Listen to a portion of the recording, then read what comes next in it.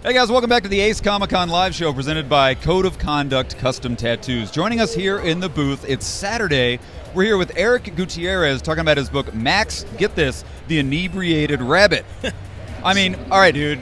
Self-explanatory Max, the Inebriated title. Rabbit, man. Well, let's dive into this thing. What's it about? Well, it's I'm kind of like I've always been like a huge fan of like old school Robert Crumb kind of like anthropomorphic, that kind of vibe. So that's pretty much inspiration from Robert Crumb, Charles Bukowski, Ralph Bakshi, that kind of deal. So It's like a hodgepodge of influences. So that's it's gritty. It's pretty much what I wanted to go for. It's you don't see much of that anymore. So I wanted to like put that out there because I'm like it's what I like and it's So I'm like, why not? So tell me, what is it? Where did Max's life go wrong? What sent him down this downward spiral of inebriation that you just had to put down on paper? Well, issue 2, it gives you a little glimpse of why he is the way he is. That's issue 2 right there. That is issue 2. Great covers, by the way. With literally the barfly on the cover. And there's a barfly on the front. He's literally a barfly, yeah. He's wearing a suit, though, so he's kind of highfalutin barfly. But, so yeah, you get a little glimpse of why he is the way he is. He grew. It takes place in like pre-gentrified after-hours Detroit. So, you get that vibe from the hood. I grew up in the city. I was born and raised in Detroit.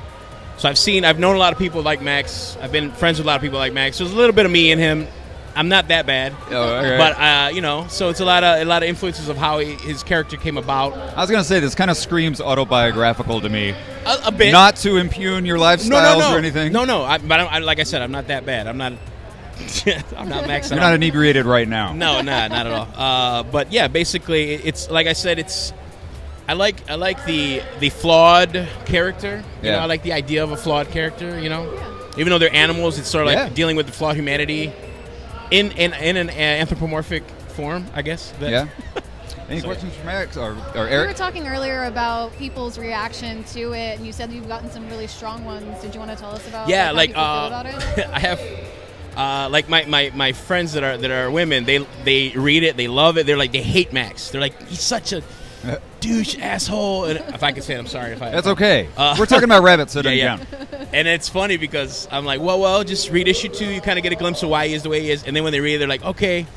But it's funny to me, like how a cartoon rabbit could get that much of a rise. I had a friend. She wrote me this long text about how much she hates the character, how much she loves the comic book, but she hates Max.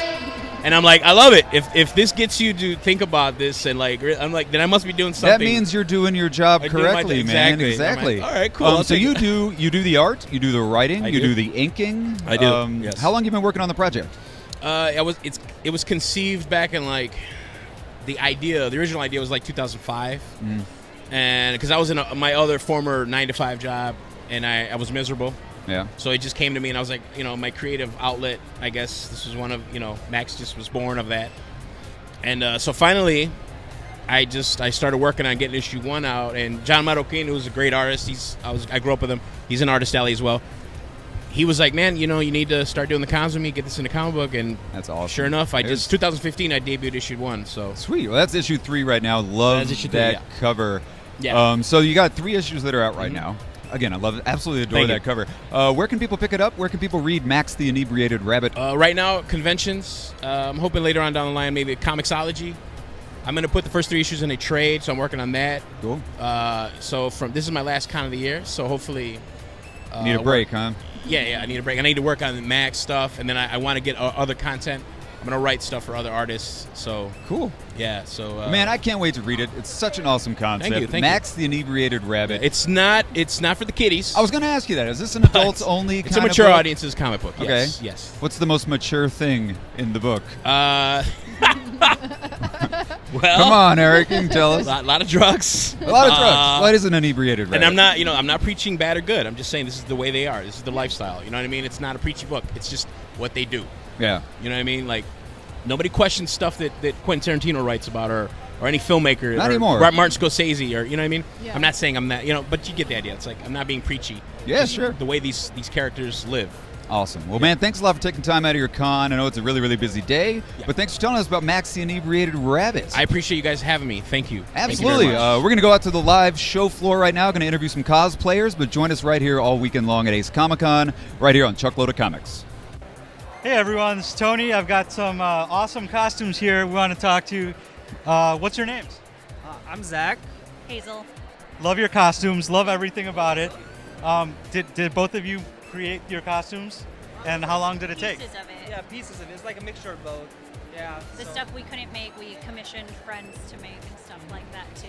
So, Okay. yeah. And so what was the hardest part about figuring out the costume to get just the right details?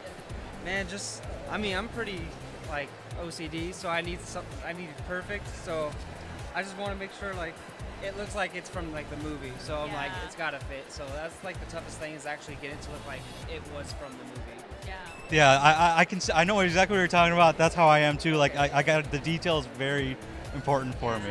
We looked up like a lot of concept art and stuff as well, because it's we were trying to like pause the movie and stuff like that to try to get little details, but sometimes it's hard. So Marvel is great. They come out with these like these books that it shows all the concept art, and we were just looking at those and kind of winging it a little bit. But yeah.